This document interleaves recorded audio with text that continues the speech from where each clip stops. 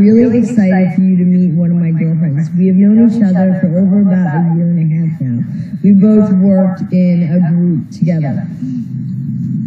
She's extremely strong. Her story is very strong. To meet one of my girlfriends. I'm really excited for you to meet one of my girlfriends. We have known each other for over about a year and a half now. We both worked in a group together. She's extremely strong. Her story is very strong. She's extremely inspirational. She has a love of cultures, of people. She stands behind people. She empowers people. Not only that, she is a voice. She's a strong voice for standing up for people who have been wrong, and that I know personally. She's been behind me when I share, some very deep stories, and Elisa also knows my whole story. Good morning, Elisa. How are you? Good morning. Thank you, Rachel. Thank you very much for inviting me. I'm so glad to be here with you. And I can say all the wonderful things about you, all the wonderful words about you. You have actually a very strong personal brand. And when their name pops up there, the first thing that comes to my mind is their story. So, it's something that sticks in our mind. Yeah, and I tell you that network all the time. So I'm one of those people that remembers people's stories. So when I hear it and I read their posts or watch their videos, that's how I remember them. That is a anymore. Elisa, can you explain to people what you do, and then we'll get into your story? Yes.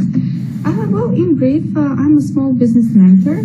I advise small businesses, entrepreneurs, and service-oriented professionals about their digital marketing strategies. And when it comes to service-oriented professionals, from time to time, they have a need for personal branding as well. And as I've mentioned, the big part of it is really sharing personal story. Although they really do need encouragement for that, and especially if they're introverts. And I could tell when it comes to me, I'm also a kind of introvert. And although I'm perfectly aware of the power of personal story, I'm still kind of, reluctant. It really takes courage to open up. Yes, and I'm so glad Elisa talked about this. It takes a tremendous amount of courage to open up. So I did text for like a year, and then actually it was this past October was my 1 year anniversary of doing videos on LinkedIn. It takes a lot of courage to let people get there. You can encourage them, but if they're not ready, they're not going to be ready. So definitely respect that. When they're ready, they're ready. Elisa. I'm also going to say this. Elisa's a highly intelligent person. I strongly recommend that you connect with her, you follow her, and definitely hire her. If definitely reach out to her for her services. Thanks so much for these wonderful words. Thank you. Elisa, people are going to ask me, where is your accent from? And where is your story? Because I know you. So I am originally from Bosnia. It's a country in South and Eastern Europe. It's actually very close to Italy. I know it's one of your wishes. You have already mentioned that. I would strongly encourage you to visit Bosnia as well. It has a wonderful nature, wonderful, friendly people. And we always welcome people from other countries. And the last, years prior this COVID started, it was one of the most visited countries in Bosnia, and admiring its nature, the mountains, lakes, rivers, and wonderful people. And wonderful people. Really very, very friendly, very friendly. Like maybe the friendliest people in the world. Wow, okay. I noticed from my interaction with you how friendly you are. So, Elisa, you have survived a lot. And over the year that we've known each other, I've learned more and more about you. You are a survivor of what? I get of many things, of many events. So I have gone full of experiences, both positive and some of them negative. But this is something that shapes our personalities, even if we have some negative experiences and life hardships. It shapes us, and it makes us stronger. Definitely, it makes us stronger. So I believe referring to is my experience during the war in Bosnia. Yes, I don't talk about. It's I respect that. I respect that. but yeah, I rarely talk about war in Bosnia. Like really, very rarely. It's I respect I don't share it because when it's something highly emotional for us and when it's some kind of bad experience, I believe many people can relate to it. Well, no matter what type of bad experience life we had, you know, if you keep sharing it a lot, it's like you are going through it again and again. Mainly one of the reasons why I don't try not to talk about it often. Yeah, and you're a warrior because of it, my friend. You are a warrior because of it. And this is something, yeah, and I really respect, that's hard for you to talk about. There's conflict all over this world. I have, friends who live in spaces that is very, very difficult for you. And that's why I wanted Lisa just to share that part of her story so that you show compassion and empathy towards people who live in areas like this that are actually have experienced it. So you learn your strength, you learn your resilience, and you have a no-quit attitude. You stand your ground.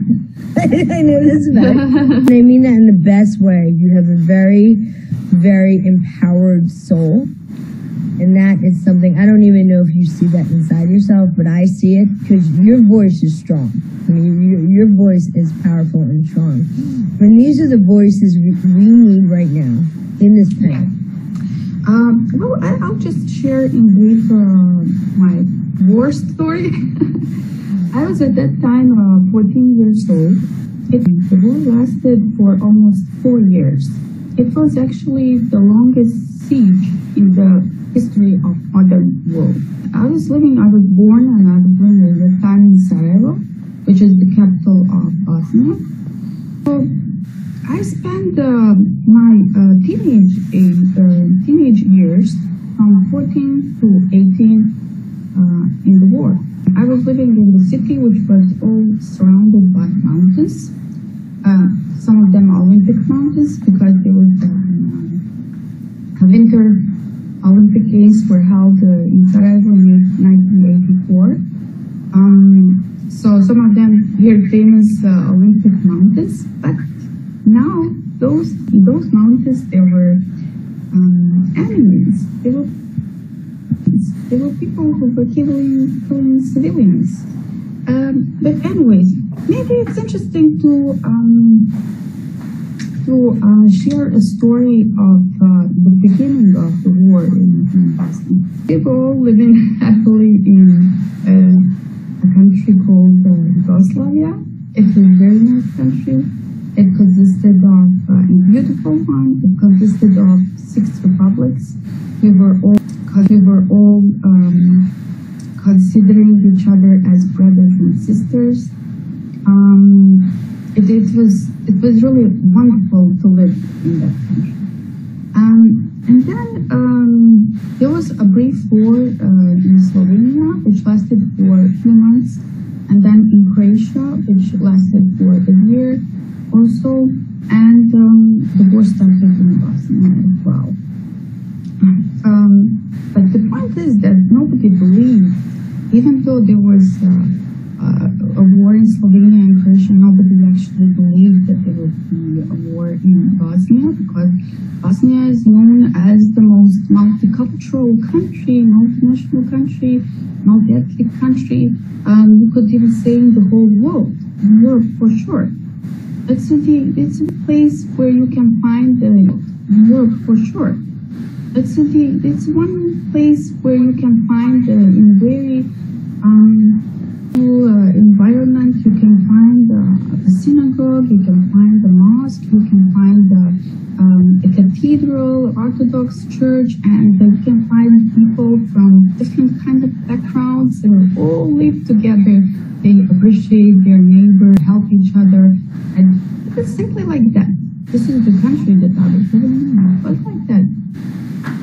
So when the rumors started about the potential war in Bosnia, a lot of people came together and they wanted to give their voice for the peace, voice in the capital, in front of the Land Museum in Sarajevo, and it was just about the people being together and giving their voice for the peace and tell, look, my name is this, my name is X, and his name is Epsilon, and this is somebody else. So we are all from different backgrounds. We are all from different religions and religions, but we live together and we all want peace in this country. So this lasted for some time, for a few days or so. I was 14 years old, and I decided to go to participate in this demonstration, just giving a voice for the peace. You feel a voice. And anyway, so I decided to go there with my friend. And we used the public transportation, and we used tram to reach there. So prior to that, there was no shooting, nothing. When we almost got there, suddenly snipers started shooting on the tram that we are in. It was really shocking, like those were the first shootings that appeared over there. And there were only civilians in the tram. So we somehow managed to use the same tram until a certain distance. And then we actually needed to go by foot for 10 miles or so to reach our home. Okay. And we started passing by some shops, small tobacco shops on our way to home. And we could see the windows on those shops were broken and merchandise was all over, outside and inside the shops. So this was all shocking for us, like, oh, what's going on? And then we could see some soldiers with the long beards and with weapons and rifles. Just God saved us. They didn't do anything to us. We were not that far, but I guess, it's like, it doesn't really says on our forehead whether we are enemy or not. Although we were civilians, we were, you could say children, that we were teenagers, 14 years old. Anyways, we managed to reach home, but the next time I was able to be in contact Land Museum was like 4 years after. Different parts, and people could not move around, and during this almost 4 years period of time, we were living without, not constantly, but mostly without electricity, without water, without enough food, bombarded constantly, 1,000 shells per day. So it's something like to constantly, these are grenades falling on civilians. This is just a brief, but I believe that people, whoever was involved, in this war. From each side, people suffered. And I believe the main cause was the politics. It's like in any country, it's not that people really want that, it's about politics, unfortunately. Yeah. But what I wanted to share as well, when COVID-19 started in USA this year, and in the very beginning, this year, when people started stockpiling the food, Right. Yeah. and Like here, and I now live in Kentucky. So here in Kentucky, people started buying weapons a lot, guns and rifles and everything. So I guess the people were concerned about their security. But what I wanted to say is that, and the uncertainty and shock was involved as well. I just want to say that I felt it was like kind of, it looked like, unfortunately, this is not something that I want to say, but for me it looked like it's like beginning of the war. It's like the shocking flashback, right? It was and probably yes. So I could relate to this situation when I was in the war, and there was a lack of food, and people were stockpiling the food, and a lot of people are buying weapons and things like that, and then there is a factor of uncertainty involved, and there is a great shock, and people don't know what's going on and things like that. Well, it becomes survival of the fittest. We see it every time that something huge is happening, whether it's a massive weather event or, we don't know what's going on. It creates, as strong as you are, what advice would you pass on to my network to motivate them to keep going? I've already mentioned hardships are something that makes us stronger, and it's a point of no return. They shape us. They shape all those experiences. They shape our personality. So when I say those hardships make us stronger, is that when all these things started happening in USA and globally, this COVID situation, I actually didn't, yes, it reminded me on the war, but at the same time, I felt I'm stronger than most of the other people, because I already went through something that was even worse than that, was more worse than that, and with the crisis, you become, you almost become more resilient. Things become, yes. You and I have had a lot of crises in our life, so we know how to handle things. Yes, definitely. You become much more resilient.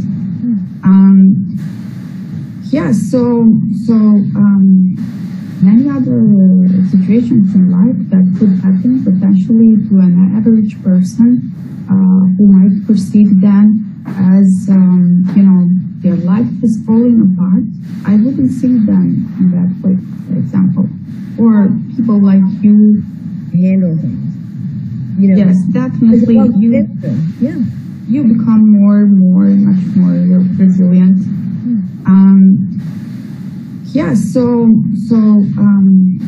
Many other situations in life that could happen potentially to an average person who might perceive them as, their life is falling apart.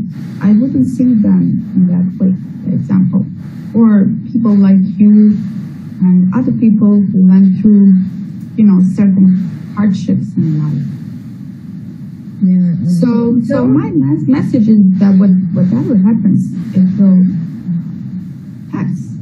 Nothing lasts forever. And it is hard to get through it. Let's acknowledge that. It's hard. Like it's hard. Yeah. You have to work to get, to get through it, and you're gonna have moments of, okay, you feel really good one day, but you don't feel good the next day about, what happened. And it's, you make a conscious, deep choice, like you and I do, to get up and keep moving. It's just not an option for you and me.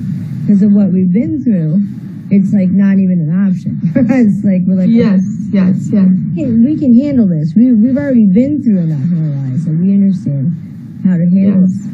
So, Lisa, before we go, and I would love to have you back on the show, what you have chose to work with small businesses, which I love because I'm a small business. Why are you so passionate about working with small businesses? Yes. So my background is in the field of marketing. I completed bachelor degree in marketing 2003, long time ago. And most of my experience during my professional career was related to the marketing and sales. And I was mainly in the corporate world, but I was also self-employed small business consultant as well prior to coming here to USA. And then I actually moved to USA 2 years ago. So while I was waiting for all of my paperwork to be done, and almost as soon as I came here, I'm not the type of person that doesn't do anything. Exactly. Yes. Even though, for example, I wasn't able to work, like officially work, in the very beginning, but I joined immediately SCORE. It's one of the largest nonprofit organizations providing management services for small businesses on volunteer basis. So I joined them maybe just a month or two after I arrived here. And this is something that I always say. I was happy to be able to share my knowledge and experience with so many small business owners at that time. And in the first year, there were like more than 50 of them, but let's say 50, with whom I at least had one-on-one coaching session, which was at that time face-to-face. So we would meet and we would have that session, at least one of them, but many of them were even long-term clients. What I wanted to share is that, yes, I shared my experience and my knowledge with them, but at the same time, I was learning so much from them because they were from different industries. And of course, they knew the best their industry. They knew the best what they do. Otherwise, they wouldn't decide to work on those projects, to establish their small businesses. So for me, it was a great way to get moving with the market as well. So it was a win-win for both sides. And now you're supporting small businesses. That's what I think is so beautiful about it. And then I was really enjoying that, and I'm still a part of the SCORE. And then I also, one of the very important parts for small business owners, for new entrepreneurs, is the encouragement. Yes. Yep. Encouragement is like almost 50% of the important things for small businesses, and I could tell how much it means for them. And I know, since I'm a small business owner as well, how much it means for me. And it's very important to encourage each other. And I really enjoy the interviews like this that you make with others, because Part of those interviews is the encouragement for others as well. And we all love to hear other people's stories so that we can, we get encouraged, motivated in some way. And especially if we are sharing our experience, sharing knowledge, sharing value. That's something that we all need. We all need to learn from each other. We all have different experiences, and we can all learn from each other. Everybody has something to offer. It's really yes. And then after a year doing that, approximately, I established my own business. But I also needed kind of push for that because I found myself in a new country. It's a new culture and it's a new market. But it was a really very good beginning and very strong beginning while volunteering with sport. But I kind of needed a push for that. So at one networking event, one business coach actually advised me to do that. He said, "Oh wow, you have so much experience, and most probably you saw so many coaches with less experience than that." And he just told me, "Why don't you establish your own small business and your coaching business?" And it looked like I just needed that push. Yes, and that is really important. This is why I'm telling you every day to only use positive reinforcement on this platform, especially now more than ever. This is what people need. They don't need the negativity. They don't need negative reinforcement. They need positive reinforcement and encouragement, and that is why I ask you to do that every day. Yes. And thank you so much for coming on the show.